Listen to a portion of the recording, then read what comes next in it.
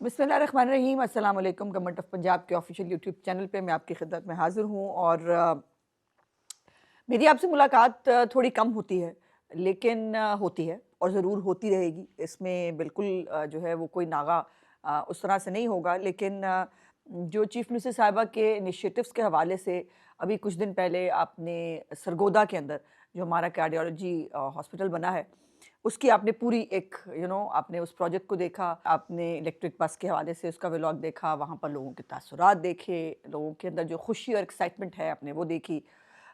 फिर कार्डियोलॉजी अस्पताल के बारे में जो उस पूरे डिवीज़न के अंदर कोई कार्डियोलॉजी का अस्पताल नहीं है, वो एक स्टेट ऑफ द आर्ट एक खूबसूरत अस्पताल जो है वो आपने देखा। और उसके साथ-साथ जो किसान मराकज़ बनाए हैं चीफ़ मिनिस्टर साहिबा ने 4 इस साल में और अगले साल में अब दोबारा और बनेंगे। हर डिवीज़न के अंदर इंशाल्लाह ताला एक एग्री मॉल जो है वो बनना है। उसके हवाले से भी आपने देखा और ये वो इनिशिएटिव्स इसीलिए मैं तमाम लोगों को हुकूमतों को भी चैलेंज करती हूँ और लोगों को भी इसी चीफ मिनिस्टर की इसी मेहनत की वजह से मैं इतनी कॉन्फिडेंटली उनको चैलेंज करती हूँ कि हमारा कोई मंसूबा जो है वो फाइलों की नज़र नहीं है या वो ये कि अभी होगा होने वाला है, ऐसा नहीं होता।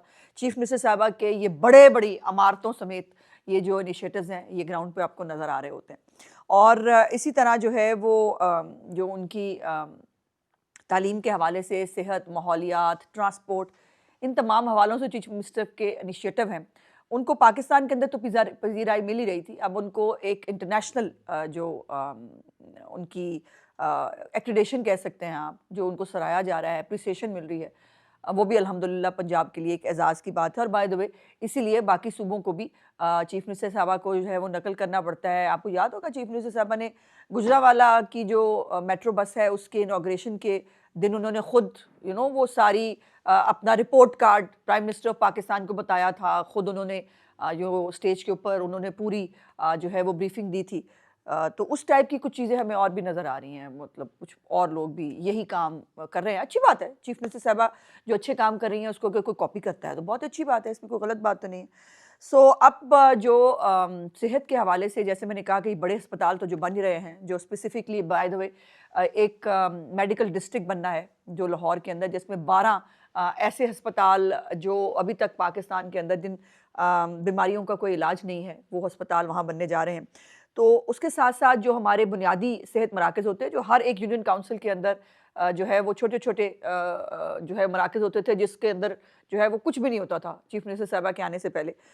उसकी रिवैम्पिंग जो है वो तकरीबन तकमील के मराहिल में है और अभी तक जो बीएचयूज़ हैं वो भी और आरएचसी भी, वो बहुत तेज़ी से जो है तमाम के तमाम सूबे के जो बीएचयू और आरएचसी हैं, इस साल जून तक उनको रिवैम्पिंग उनकी कंप्लीट हो जानी है। और मैं आपकी टीम को कहूँगी कि ज़रूर आपको किसी दिन बीएचयू और आरएचसीज़ जो नए बने हैं, उनका भी विज़िट कराएँ। और ये इस यूट्यूब के ज़रिए, इस चैनल के ज़रिए आप वो तमाम चीज़ें खुद अपनी आँखों से देखते हैं, बिकॉज़ कैमरे की आँख जो है, वो झूठ नहीं बोलती। कैमरे की आँख जो सच होता है, जहाँ कूड़ा पड़ा होता है, बाकी जगहों पे हैं जी, वो नज़र आ जाता है। उसके बाद जो पुराने अस्पताल हैं, उनकी तामीर-ए-नौ भी हो रही है। मेयो हॉस्पिटल के अंदर एक बिल्डिंग थी पुरानी बहुत अंग्रेज़ के ज़माने की और वो बिल्कुल रिडंडेंट पड़ी हुई थी, 40 कमरे उस बिल्डिंग के अंदर। और मुझे भी इत्तेफ़ाक हुआ जब मैं अपने किसी अज़ीज़ के लिए मेयो हॉस्पिटल गई तो मैंने वो देखा। और बाय चांस कुछ दिनों के बाद हेल्थ की मीटिंग जो है, चूँकि मैंने आपको बताया है कि चीफ मिनिस्टर तकरीबन वीकली जो है वो ज़रूर हेल्थ की मीटिंग लेती हैं।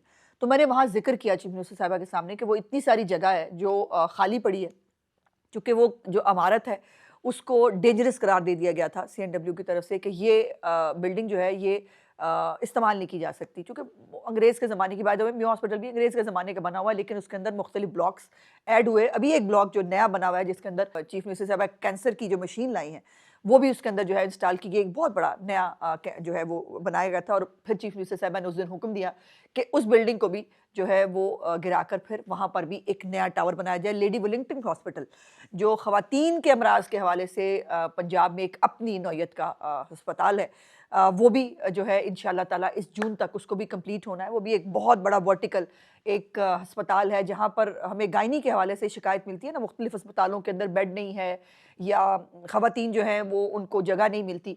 तो अल्हम्दुलिल्लाह इंशाल्लाह ये लेडी वेलिंगटन अस्पताल के कंप्लीट होने के बाद भी ये जो एक गायनी के प्रॉब्लम्स हैं ये भी सॉल्व होंगे और जो हमारे बीएचयू और आरएचसीज़ हैं, जो मरियम नवाज़ हेल्थ क्लिनिक्स हैं, वहाँ पर ऑलरेडी जो है वो वैसे तो वहाँ पे लोग पैनाडोल की गोली लेने जाते थे या डिस्प्रिन की गोली। अब अल्लाह का शुक्र है वहाँ सर्जरीज़ भी होती हैं और ख़ास तौर पर जो डिलीवरीज़ हैं वो बीएचयूज़ और आरसीज़ के अंदर जो है वो की जा रही हैं। तो ये बहुत बड़ी एक अच्छी खबर है कि लोगों को अपनी ख़वातीन को दूर दराज से बड़े शहरों में नहीं लाना पड़ेगा, वो अपने अपने इलाकों के अंदर जो है वो ये कर सकते हैं और इसी से जो मोर्टेलिटी रेट है, जो माँ और बच्चे की जो सेहत और सलामती है उसको मेक श्योर किया जा सकता है। उसके बाद अब एग्रीकल्चर जो है उसके अंदर जैसे आपको पता है कि किसान कार्ड था, ट्रैक्टर जो है वो स्कीम थी, उसके साथ ये मॉडल मैंने जो आपको बताया एग्री मॉल्स बन रहे हैं, जो मैकेनाइजेशन का एक प्रोग्राम है चीफ मिनिस्टर साहिबा का। अब जो है एग्रीकल्चर लैब ऑन व्हील भी हो गई है। आपको पता है ये हमारा clinic on wheels, boats, clinic on boats, ये भी हमने सैलाब के अंदर किया था। सो अब ये जो है ये एग्रीकल्चर जो है वो भी अब ऑन व्हील होगा और इसका मकसद तमाम इनिशिएटिव्स का ऑन व्हील्स का ये होता है कि लोगों को जो है उनकी दहलीज के ऊपर जो रियासत का फ़र्ज़ है कि उनकी दहलीज के ऊपर उनको जो है सहूलियात पहुंचाई जाए, तो वो अब होने जा रहा है। 100 के करीब जो है वो कंटेनर्स तैयार किए गए हैं जिनको किसान मराकज़ कहा जा रहा है और इनके अंदर जो है वो डेटा कॉल सेंटर है, ज़रूरी ऑफिसर्स होते हैं, डिजिटल आलात हैं और बाकी सहूलियात हैं जो भी मुफ्त मशवरे और फसलों के हवाले से जो मालूमात और रहनुमाई मिलेगी। चूँकि ये बात चीफ मिनिस्टर साहिबा ने बहुत पहले ये पॉइंट आउट कर दी थी और उनके नॉलेज में भी थी कि दुनिया में अभी जो पर एकड़ जो लागत प्लस उसके साथ साथ फसल जो है वो हम बहुत पीछे हैं, इवन इंडिया से बहुत पीछे हैं। वो उनकी पर एकड़ जो है वो लागत भी बहुत कम है और उनकी फसल जो है वो भी हमसे कहीं ज़्यादा होती है। सो उसको भी जो है वो नए अच्छे बीज के साथ, नए अच्छे आलात के साथ, नई टेक्नोलॉजी के साथ उसको चीफ मिनिस्टर साहिबा ने आगे जो है बढ़ाने के लिए कहा है और इसी तरह जो है ग्रीन ट्रैक्टर स्कीम जो है चीफ मिनिस्टर साहिबा की वो भी चल रही है और इसमें दरख्वास्त देने की आखिरी तारीख 20 जनवरी है। सो बहुत थोड़े दिन रह गए हैं। जो भी किसान पंजाब के रिहायशी हैं, रजिस्टर्ड फार्मर्स हैं और जो है उनका वैलिड रिकॉर्ड है लैंड का, वो इसको जो है अप्लाई कर सकते हैं और अगर डिफ़ॉल्टर नहीं है किसी भी कर्ज़े के तो बिला झिझक जो है वो ग्रीन ट्रैक्टर स्कीम में दरख्वास्त दी जा सकती है और इसमें छोटे और मीडियम किसान जो हैं उनको तरजीह दी जाएगी। चूँकि जो बड़े किसान हैं उनके लिए बड़े हाउस पावर के जो ट्रैक्टर्स हैं वो उनकी स्कीम एक अलहदा से चल रही है तो वो वहाँ कर सकते हैं। बाय द वे मैंने सोशल मीडिया पे एक वीडियो है एक मौसूफ़ की जो चीफ मिनिस्टर साहिबा की जो ग्रीन ट्रैक्टर से उसने ट्रैक्टर लिया है उसको वो खेड़ रहा है। तो भाई क्या हो जाएगा, चीफ मिनिस्टर का इनिशिएटिव है, ये चलता फिरता चीफ मिनिस्टर का इनिशिएटिव है।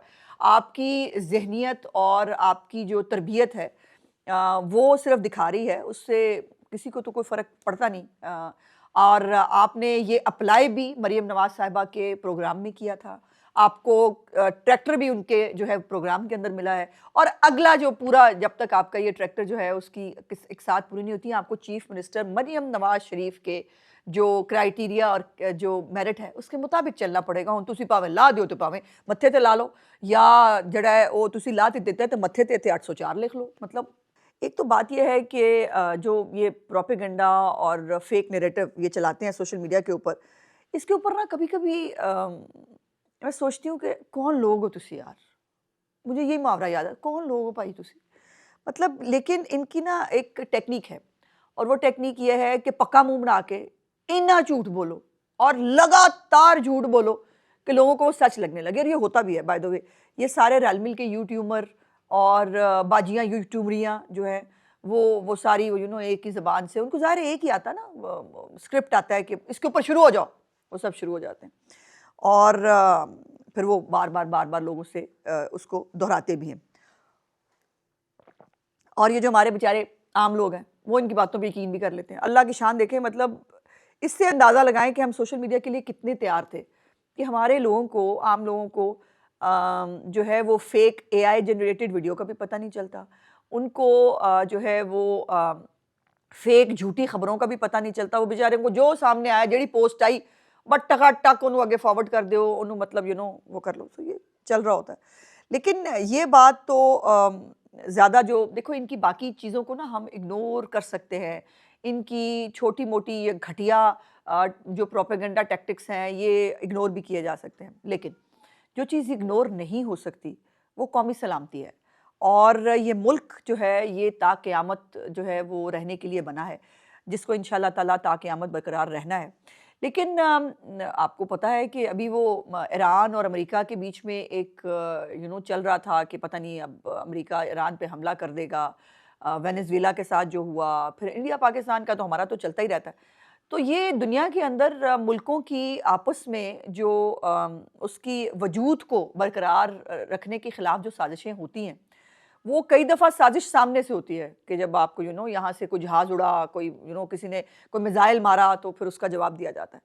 कई साजिशें जो हैं वो आपके अंदर, लोगों के अंदर पेनिट्रेट की जाती हैं, तो आपके मुल्क के अंदर से जो है वो चीज़ें ऐसी कुछ ऐसी बातें उठाई जाती हैं, मुल्क को कमज़ोर करने की साजिश की जाती है। बाय द वे यही ईरान में भी हुआ कि ईरान के अंदर जो है वहाँ पर भी मुज़ाहिरीन को कहते हैं कि सपोर्ट किया गया और वो जो मुज़ाहिरीन हैं वो किसी एजेंडा पे थे और फिर उस मुल्क का, ईरान का हाल आपने क्या हुआ, कितनी हलाकतें हुई, सिक्योरिटी फोर्सेस जो हैं उनके लोग भी मारे गए। सो ये इसी तरह जो बलूचिस्तान के अंदर प्रॉक्सी वॉर बीएलए की शक्ल में जिनको हम फितनतुल खवारिज कहते हैं वो लड़ रहे हैं। सो ये उसी तरह अब ये अल्लाह जाने ये एक मैं देखिए मैं किसी भी दुश्मन कार्ड, मुल्क दुश्मन, मैं किसी को सर्टिफिकेट देने के हक़ में नहीं हूँ, लेकिन कुछ सवालात हैं, बड़े सीरियस सवालात हैं। एपीएस के जो बच्चे हैं उनका भी हमें अफसोस करना है, लेकिन तालिबान के हमने दफ्तर भी बनाने हैं, फिर उनको हमने फ़ंड भी देने हैं, फिर वो हमारे भाई हैं और अब तो आपने देखा ही है कि वो उनको दहशतगर्द कहने के लिए भी तैयार नहीं है, जिन्होंने हज़ारों जो है वो हमारे बल्कि लाखों अब तो सिविलियंस भी और फौजी भी जो है वो भी मार दिए हैं। अब जो तीरा के अंदर दहशतगर्दी के ख़िलाफ़ एक ऑपरेशन हो रहा है, उस के अंदर मुसलसल जो सीएम केपी है वो झूठ बोल रहा है। बाय द वे वो तशरीफ़ लेके गए हैं जी कराची। वो रैली के अंदर एक शख्स जो है वो बेचारा जान से गया, उसके घर, बहुत अच्छी बात, बहुत अच्छी बात। बाय द वे वो हेलीकॉप्टर से निकलने की टिकटॉक देखी है आपने? वो वो जो इंडियन गाना आजकल बड़ा पॉपुलर है, वो वैसा ही कुछ मतलब लग रहा था। काम काज है कोई नहीं, कोई एक कदी वो हफ्ते में एक दफ़ा वो सीएम के जो है हमारी मरीम नवाज़ उनको नकल मार के वो कोई एक करी बना लेते हैं, अदरवाइज़ यही करते हैं। वैसे वो कह रहे थे हमें तो जहाज़ नहीं मिलते, हम तो तो इतने जहाज़ लिए फिर रहे हैं। बाय द वे पिछले दौर में इमरान खान के ऊपर भी ये जहाज़ को रिक्शे की तरह इस्तेमाल करने का एक केस भी बना था। लेकिन अब ये जो वहाँ पर कहना कि अफ़गानिस्तान की सरज़मीन जो है वो अगर पाकिस्तान के लिए इस्तेमाल हो रही है उसके सबूत दे दें। गंडापुर ने बता दिया, जो पहले सीएम केपी रहा है, उसने कहा कि जी सबूत हैं, सूबाई हुकूमत के पास भी हैं। और मुझे समझ नहीं आती कि आपके अपने पुलिस वाले डेली मारे जाते हैं, बेचारे वो शहीद होते हैं, हमारे फौजी रोज शहीद होते हैं, तुम्हें किस चीज़ का सबूत चाहिए? क्या इनकी शहादतें तुम्हारे सबूत के लिए नहीं है? और फिर वो कराची में जो है वो कारकुन के आप घर चले गए, बहुत अच्छी बात जो है, लेकिन ये देखने की बात है कि इनकी खातिर और कितने लोगों ने जाने देनी है। कभी आपने इस सुहेल अफरीदी को किसी फौजी के घर, किसी पुलिस एहलकार के घर जाकर अफसोस करते हुए देखा? उनकी जानें जानी नहीं है, या वो आपके सूबे को बचाने के लिए जहाँ पे आप हुकूमत करने का शौक़ रखते हैं पिछले 13 साल से, वहाँ पर जो है वो अमन व अमान बरकरार रखने की कोशिश में जो शहीद हो रहे हैं, उनकी आपको रत्ती परवाह नहीं है। और आपने कभी जो इनके मुँह से किसी शहीद के बारे में कोई 2 हर्फ अकीदत के ही सुने हों? मैंने तो नहीं सुने।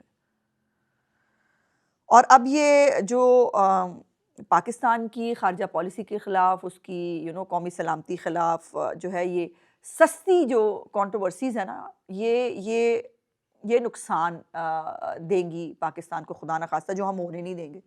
और वो कह रहा है जी बंद कमरों का फ़ैसला है। बंद कमरों का फ़ैसला कैसे हो गया? एक तो बात ये है कि जो कौमी सलामती के फ़ैसले हैं वो चौक-चौराहे में नहीं होते भाईजान। ज़ाहिर है कि ये फ़ैसले जो हैं ये स्ट्रैटेजिक फ़ैसले होते हैं भाई, और स्ट्रैटेजिक फ़ैसले जो हैं वो क़यादत बैठकर चंद लोगों के साथ ही करती है। और वहाँ पर ये आप जैसे जो सो कॉल्ड अवाम के नुमाइंदे हैं, जिनको अवाम की फ़िक्र नहीं है, जिनको सिर्फ़ अडियाला के कैदी की फ़िक्र है, और वो उसकी खातिर पूरे मुल्क को वो जो है वो तबाह करने की, और वो खुद भी आपको याद है वो कहता होता था मुझे निकालने से बेहतर था पाकिस्तान के जो है ऊपर एटम बम गिरा देते। वो कहता था मुझसे पाकिस्तान के 3 टुकड़े हो जाएंगे, एटमी प्रोग्राम हमें जो है वो रोल बैक कर देना चाहिए। वो ये खुद कहता रहा है।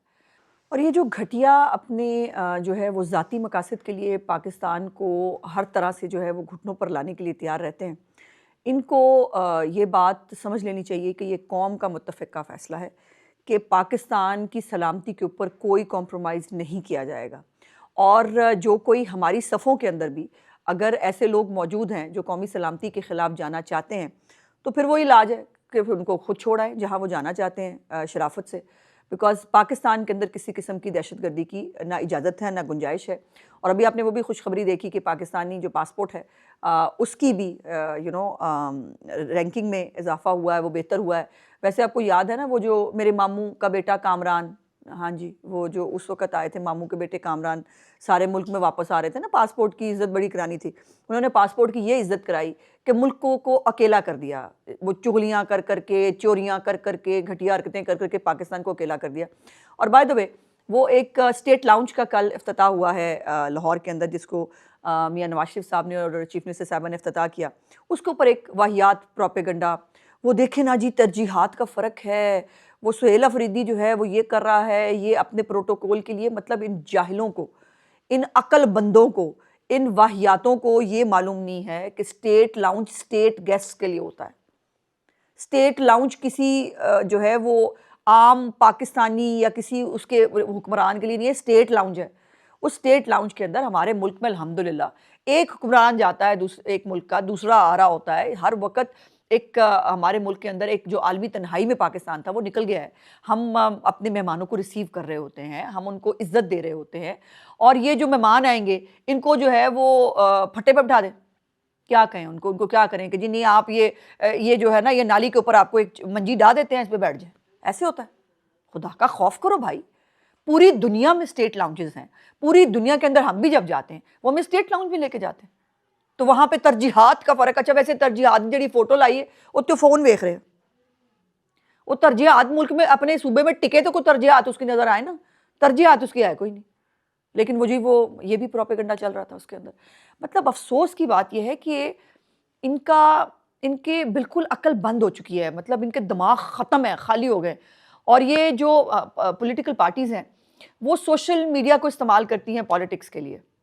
और मुझे तो लगता है कि ये अब पॉलिटिक्स करते हैं सोशल मीडिया के लिए। इनका ये जो सोशल मीडिया कह रहा है, जो कर रहा है, गालो गाली हुए में, वो स्पेस जो है वो अपनी स्पेसों के अंदर भाईजान वो गाली गलोच है, तौबा अस्तगफार, सुनी नहीं जा सकती। और वो जो है वो वहाँ पर फिर वही बात, वो पता करी ना वो जिंदा भी है कि नहीं। वो मतलब कई दफ़ा बताया है कि भाई हट्टे कट्टे वो मिल भी लिए, बुशरा बीबी से भी मुलाकात होगी, सारा कुछ हो गया। लेकिन ये जो ये दूसरों के साथ करते थे ना, अब ये इनके साथ हो रहा है। और इसीलिए जो मैंने कहा है कि ये जो सोशल मीडिया के लिए पॉलिटिक्स कर रहे हैं, और पहले भी इनकी पॉलिटिक्स जो है वो सोशल मीडिया के लिए, सोशल मीडिया को लेकर और सोशल मीडिया के इस्तेमाल के लिए होती थी, बस ये उतना ही कर सकते हैं, उससे आगे नहीं जा सकते। मुल्क की कोई भी बेहतरी इनके हाथ में वो लकीर ही नहीं है जिसमें मुल्क की बेहतरी इनके हाथों से हो सके। मेरा आज का व्लॉग देखने का बहुत बहुत शुक्रिया। इंशाल्लाह अगले व्लॉग में आपसे बातचीत होगी। चैनल को लाइक, सब्सक्राइब और शेयर ज़रूर किया कीजिए। खुदा हाफिज़।